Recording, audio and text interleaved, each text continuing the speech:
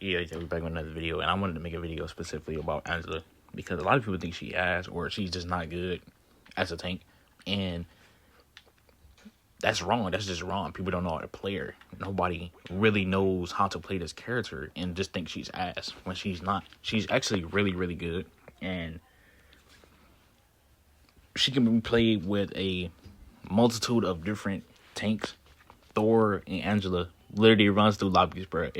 Like, it's insane the crazy things you can do with Thor and Angela on the team, bro.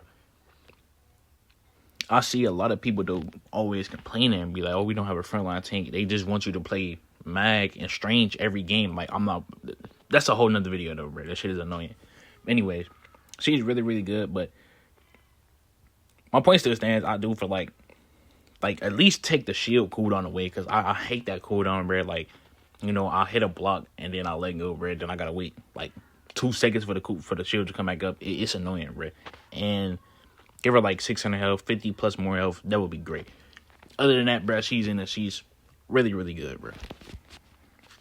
With that being said, I want to talk about her kit and, basically everything she does. I feel like people, don't read the hero profile and figure out what the character does, because a lot of people just be flying around and don't realize that it's a meter, in the middle of their screen, and that gives you, full charge for you to do extra damage and do a knockback with the spear. But yeah, with that spear, it causes a knockback effect or a knockout, whatever you want to call it. And you always want to have that at fully charged, because that just gives you extra damage when it's fully charged too. It gives you extra damage and it gives you like a knockup effect and knockback. So you always want to have that fully charged. And then when you're going in, or say if you're going for a flyer or something, you always want to, hit the melee first, then do that. So you can get an extra hit in and do extra damage on top of the extra damage you get when it's fully charged.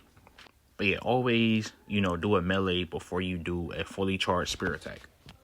It just allows you to do so much more damage than you regularly would. Now, honestly, moving on, there's two ways you can charge the shield. One of them ways is by flying around.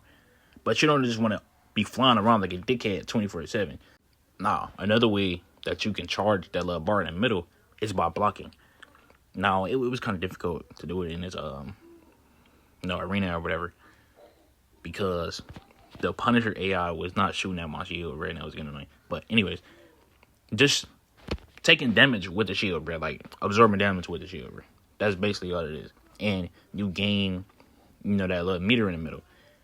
Because a lot of people, they just fly around. Like, bro, you don't have to just fly around 24/7 to get the attack charge, bro. All you have to do is literally absorb damage with the shield, and that will also charge your meter.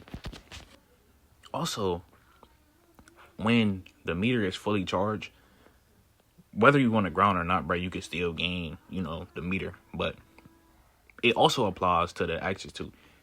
Once the meter is fully charged, you get an increase in damage. You get an extra damage when, the meter is fully charged. So you always want to have that meter fully charged when you basically going to do anything.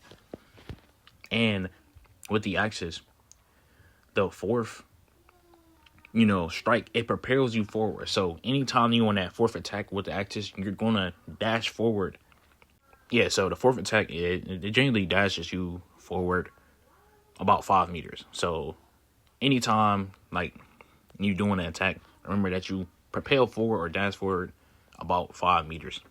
Now her other ability, the Assassin's Charge, with that, you typically want to use it to obviously, bring anybody towards your team. So, they can just focus them and get an easy kill, or you can get the kill, whichever one. It doesn't really matter.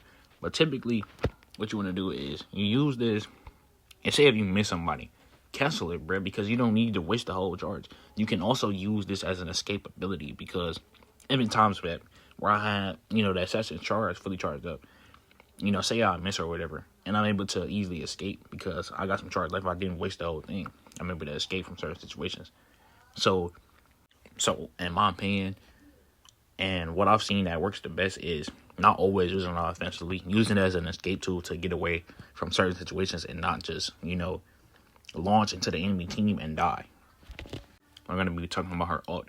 Her ult It's basically, it's kind of like a group ult, but in my opinion, it's low key a little bit better than that, bro. Because they can't really move nowhere. Like, this is one of these alts where you want to combo with, bro. Because comboing with it gets the most effectiveness possible, bro. Like, I've seen, you know, the one they showed too, Thor and Angela. Like, nobody's surviving that. Then you have another one with Moon Knight and Angela. Or you can do Bucky and Angela. Works really, really well, bro. Like you're guaranteed to kill every time. Shit, even, you know, Punisher Angela. You know, there's many different combinations you can do with this Angela ult that really makes her a powerhouse, bro. A lot of people just, you know, throw that bitch or, you know, use that bitch as a bailout, which never works in my opinion. You're not gonna do enough damage to anybody or anything without a follow up, bro. Like, it's just not possible, bro. Yes, it's you can do it if the enemy team is dumb, but most of the time, nigga, if you throw that bitch with no follow-up, bro, or nothing, and you just in there by yourself, you're not going to get a kill, bro. And another thing that you can do with the ult that, you know, just gives more damage, and you also get overshield, and anybody that's with you get overshield too, if they in the field, is first, you want to throw the ult, bro. Then slam down to it, and then you get another slam ability because you basically get 2 slam abilities. But you have to have your one slam ability, Divine Judgment. You have to already have it, which typically you're already going to have that ability. You throw that down, then you leap towards it, come back up, boom, slam down again. So you basically getting, getting 2 fields of Icarus if you do it that way. If you do it the regular way, bro, and you don't have your Divine Judgment ability, you know, off cooldown, you're only going to get 1 field of Icarus, which is still cool, but in my opinion, the 2 fields of Icarus just, you know, enhance the damage even more than what you're already doing. And also, it doesn't just infuse the ground with Icarus. You also get an enhanced speed, and you grant bonus health to you and your allies. But honestly, they should, you know, and just had to hear a ban like the first couple of weeks of rank, because it's insane how many people just go into a game, don't know what the fuck they're doing with the character, and just throw games because they don't know what they're doing, bro. And don't take the time to read the hero profile that they literally display for you so you can learn the character. But yeah, man, that's it for the video, and I will see you later in the next one, man. Peace.